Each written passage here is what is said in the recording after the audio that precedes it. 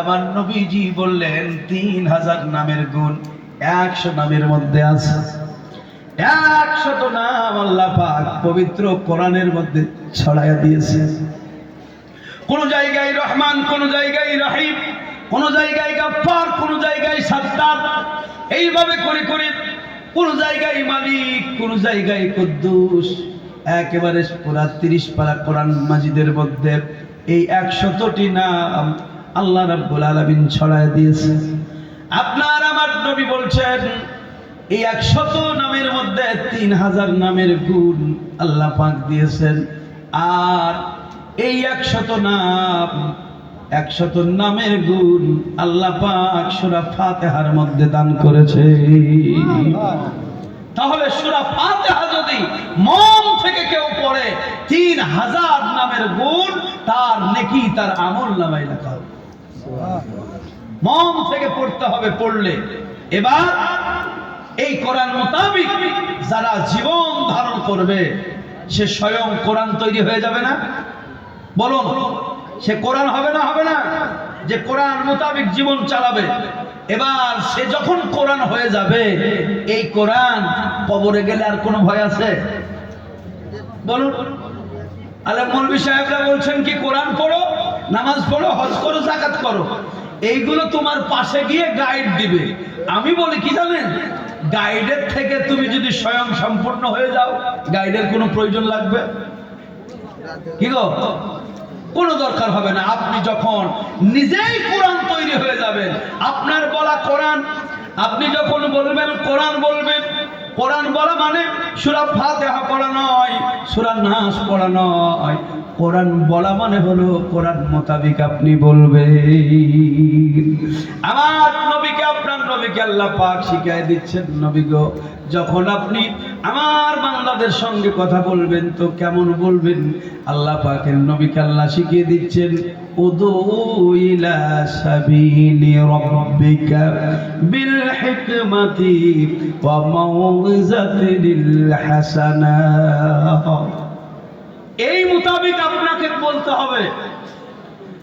আল্লাহ পাক নবীকে শিখিয়ে দিলেন, নবী গো উদু, আপনি যখন আমার বান্দাদেরকে ডাক দিবেন, আপনি যখন আমার বান্দাদের সঙ্গে কথা বলবেন, আপনি যখন ওয়াজ নসিহত করবেন, উদু ইলা সাবিলি রাব্বিকা, আপনার রবের দিকে যখন আপনি আমার বান্দাদেরকে ডাক দিবেন, আমার বন্ধু আপনার জবানের ভাষা, আপনার ভাষা যেন কর্কশ না হয়,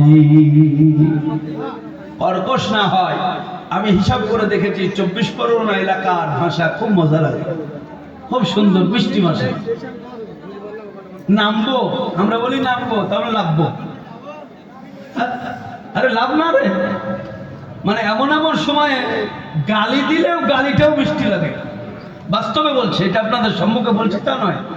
হ্যাঁ, বিভিন্ন জায়গার ভাষা, তার মধ্যে 24 পরগনার ভাষা বাস্তবেই মিষ্টি। এই যে মিষ্টি কথা, এই মিষ্টি মধুর কথা আল্লাহ পাক নবীকে শিখিয়ে দিয়ে বলছেন, নবী গো আমার বান্দাদেরকে আপনি যখন ডাক দিবেন, তাদের সঙ্গে মিষ্টি মধুর কথা, তাদের সঙ্গে মিষ্টি ব্যবহার।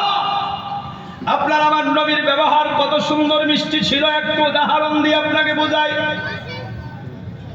দয়াল নবীর দরবারে মদিনার মসজিদে ধর্ম ভালোভাবে আজকে বুঝে যা, সারা জীবন যদি আপনি শোনেন, আমি বলবো বন্ধুরে, আপনার চলা যদি কোরআন না হয়, বলা যদি কোরআন না হয়, আপনার আদর্শ যদি কোরআন না হয়, আদর্শ যদি নবী মাখা না হয়, আমি বলবো সারা জীবন শুনবেন, আপনার অন্তর থেকে ভয়ও যাবে না, আপনি পবিত্র হতে পারবেন না।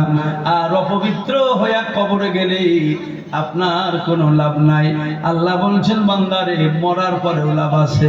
হাক্কা তুকাতিহি ওয়ালা তামুতুন্না ইল্লা ওয়া আনতুম মুসলিমুন। আল্লাহ পাক বলছেন, মরতে যখন হবে মুসলমান না হইয়া তোমরা মরিও না। আমার নবীজির কত সুন্দর আদর্শ ছিল, একটা একটা করে যদি বলি বন্ধু, এই 2 ঘন্টা কেন 4 ঘন্টাও যদি আপনি দেন আমার ফুরাবে না। সারা জীবন গাইব তবু ফুরাবে না। আমার নবীর দরবারে একজন গোলাম ছিলেন, এই গোলামটা মূলত মা খাদিজার ছিল।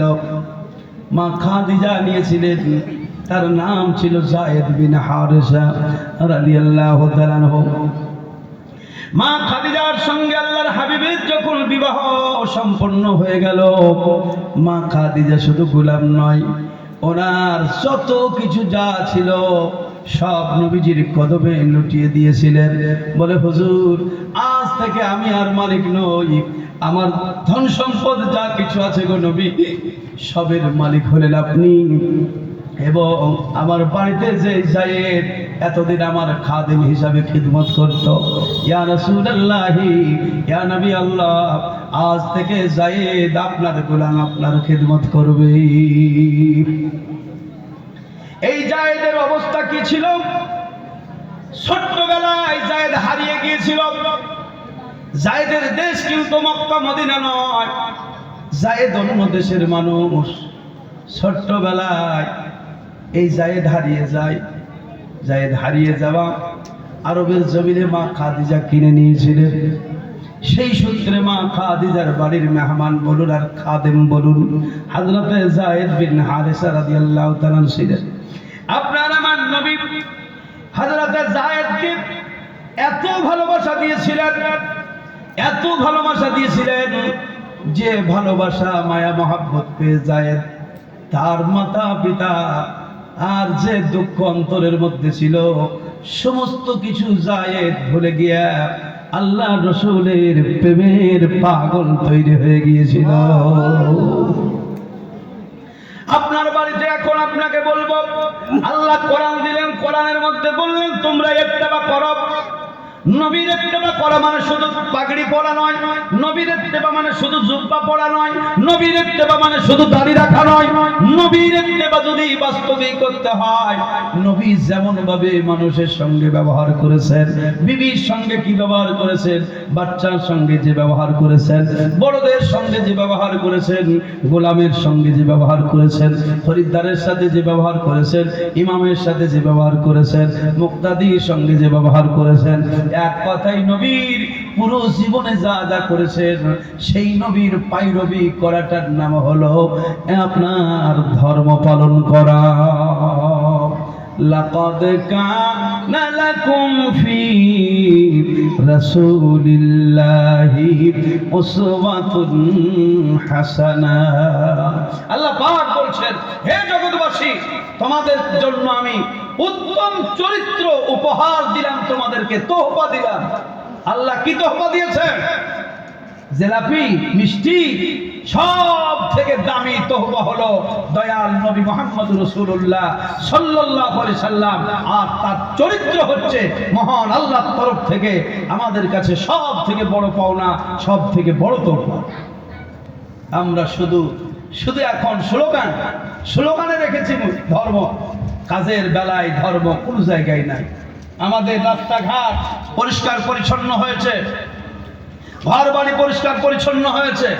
মানুষ যদি বলে উন্নয়ন নাই, উন্নয়ন নাই, এটা ভুল কথা, এটা ভুল কথা।